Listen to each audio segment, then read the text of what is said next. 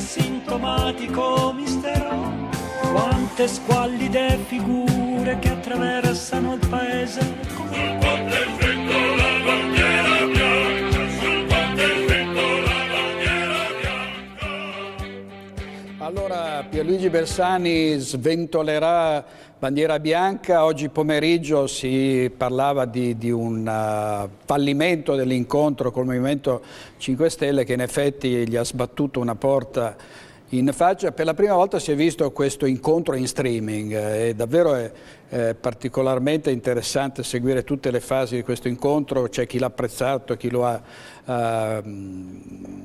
disprezzato, insomma molti hanno polemizzato, ma insomma di fatto è stato un buco nell'acqua. Però in queste ore sta avvenendo qualcosa, pare che Bersani stia sentendo anche PDL e Lega, perché si dice non può non fare un governo, deve andare domani o al più tardi venerdì da Giorgio Napolitano e dirgli a che punto si trova e probabilmente non vuole andare con le mani vuote. Vedremo, insomma, vedremo come andrà a finire. Ovviamente partiamo da questo e poi parliamo di tanti altri temi, l'economia, il lavoro, insomma tutto quello che sta accadendo in queste ore in Veneto, e ovviamente parliamo con voi di questi fatti nazionali con gli occhi del Veneto e dei veneti. Alessia Bellon, noi italiani saremo fatti, più paghiamo, più contenti siamo. Allora, lei come la vede? Sì, io non la vedo proprio la situazione politica o l'analisi del voto romano. Sta qui a fare tutta questa filosofia sul voto non è da me. Uno, personalmente, perché io sono una persona molto concreta, pragmatica, lavoro tutti i giorni in azienda, quindi mi trovo su tutt'altre problematiche. E so di sicuro che queste scelte peseranno da qui sui prossimi mesi sul nostro futuro, sul fatto che tra poco, lo ricordiamo, aumenterà l'IVA, ci saranno nuove tasse che saranno introdotte, la burocrazia continua, i disservizi continuano, quindi tutto ciò continuerà a pesare sulle spalle di chi lavora o di chi magari non ha invece la sussistenza quotidiana. Quello che il mio tempo libero, ciò che io dedico personalmente per fare in modo di uscire da questa situazione, non è sicuramente venire qui per far filosofia sul voto o da come sono stati passati i voti da una parte all'altra, ma bensì il mio impegno civile va adesso dedicato tutto perché i veneti possano decidere del loro futuro liberamente, in maniera democratica, pacifica, legale. E questo finalmente sta prendendo velocità, questo processo, grazie alla commissione giuridica che si è insediata la settimana scorsa in Regione, e tutto questo, badate bene, succede nonostante non ci sia l'appoggio di grossi partiti, di nomi altisonanti, nonostante non ci siano i partiti che finora hanno governato, ma bensì il lavoro quotidiano di migliaia di veneti che sostengono il percorso dell'indipendenza. A 4 giorni dal voto noi eravamo già a far serate per i paesi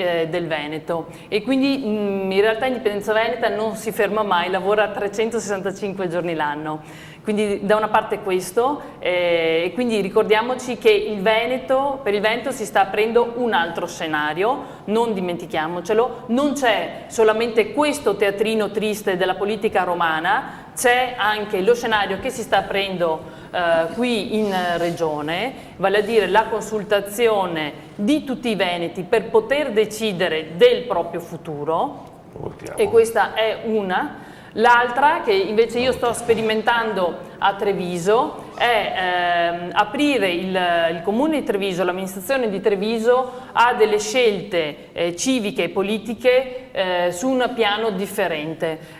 La politica crea, a mio giudizio, ha creato delle chiusure mentali su quanto l'azione politica può far bene ai cittadini.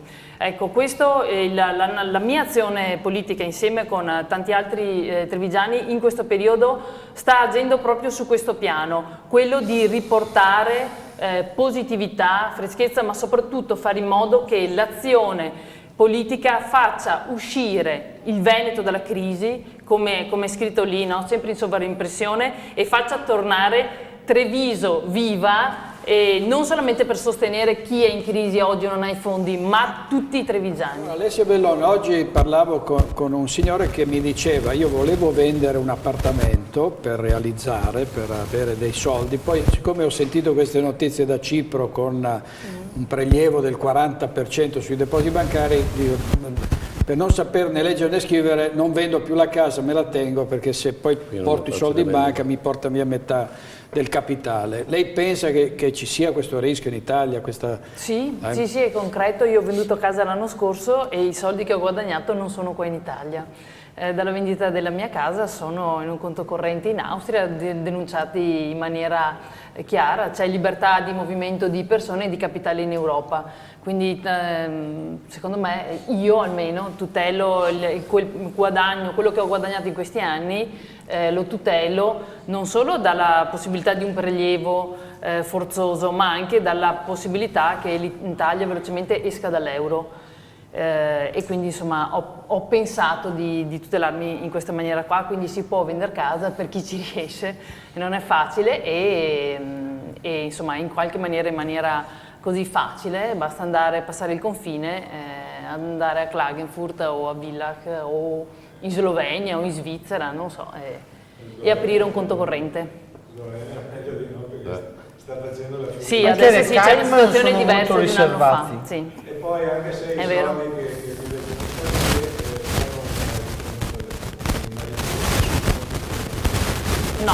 No, quelli austriaci no. Non funziona il suo microfono, per cui adesso glielo sistemiamo. No, io ho consultato per questo un consulente austriaco e mi ha detto di no. Tra l'altro in Austria la banca e tutto il sistema bancario è protetto addirittura con delle leggi in Costituzione austriaca, e loro mi hanno detto assolutamente l'Italia non potrà mai mettere le mani sui correntisti italiani che hanno un conto corrente in Austria, così mi ha detto. Ma se sono gli austriaci che decidono. Come? Se sono stati i tedeschi a decidere come devono prelevare i soldi a Cipro, lei pensa che se decidono di Ma i prelevarli agli tedeschi, italiani sì, non l'Unione Europea, intervengono certo. anche sulle banche austriache? Cioè, non ho mica capito. Beh, Non ci mancherebbe altro. Cioè, Cosa se- interessa a loro? se- Non ho capito. Perché devono pagarsi i loro crediti che hanno sottoscritto, i bot che hanno sottoscritto, no?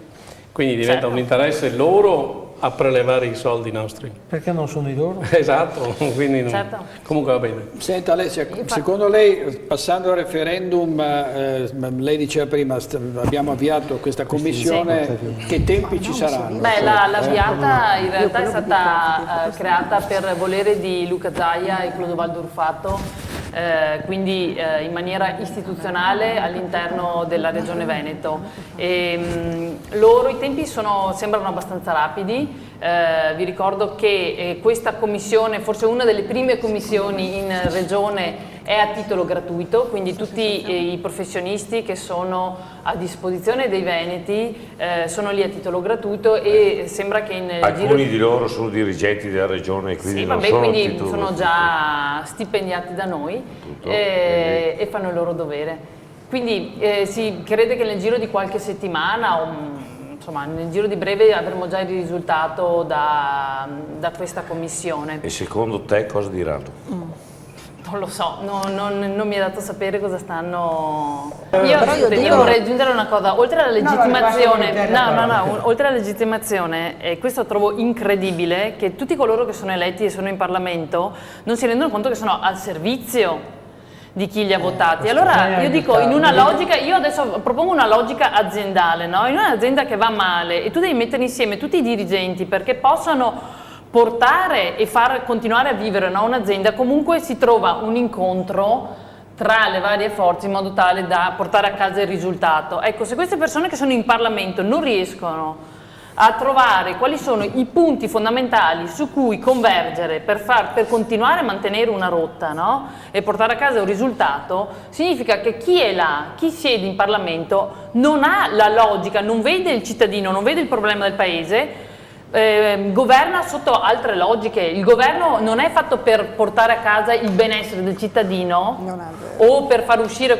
il paese Italia dalla crisi, ma è lì per governare fine a se stesso, per governare il proprio partito, per continuare una situazione di potere. Mi inserisco su un'altra piccola questione. Emanuele Lazzarin prima ha messo quasi sullo stesso piano indipendenza, che è il percorso adesso che sta facendo, che si sta proponendo in Regione Veneto, con macro regione autonomia. Sono due cose completamente diverse. No, non ho messo sullo stesso piano. Vabbè, ma c'è l'indipendenza, ma c'è anche l'autonomia.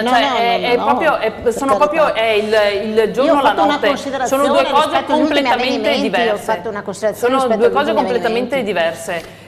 Quello che noi proponiamo è una strada chiara, diretta, limpida, cristallina, in discesa verso l'indipendenza. I vantaggi sono enormi per i veneti e questo si dovrebbero ricordarlo sempre, perché nel palude in cui adesso siamo, anche la palude creata da questo impasse romano e adesso dall'aumentare delle tasse, della crisi economica, l'indipendenza del Veneto, una Repubblica Veneta flessibile, con catena del comando corto, governata magari in un sistema tipo svizzero, con democrazia diretta, con una dimezzazione delle tasse, perché questo consentirebbe tenere qui le risorse dei veneti, con un aumento del 30% dei servizi a favore del Veneto. Tutto questo è possibile in ma sicuramente, infatti, lo votiamo tutti se sia possibile. No, questo non è, scusate, questo non è da votare, questo è da realizzare e questo serve l'impegno dei veneti non solamente su un progetto politico, ma serve testa, serve cuore, serve impegno nel progettare questo. Allora,